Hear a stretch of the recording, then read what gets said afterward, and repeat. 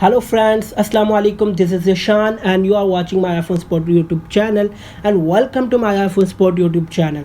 Today in this video I'm gonna show you how to uninstall or remove iOS 13 beta profile on your iPhone, iPad or iPod Touch and switch iOS 13 beta version to public version.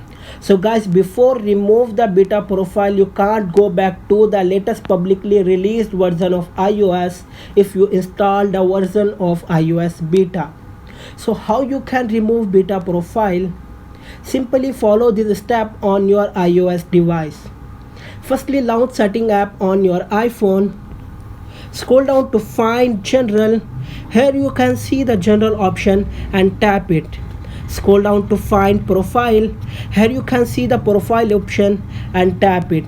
Tap the iOS 13 beta profile. Tap remove profile at the bottom of the screen. Enter your passcode and confirm that you want to remove the iOS 13 beta profile by tapping remove.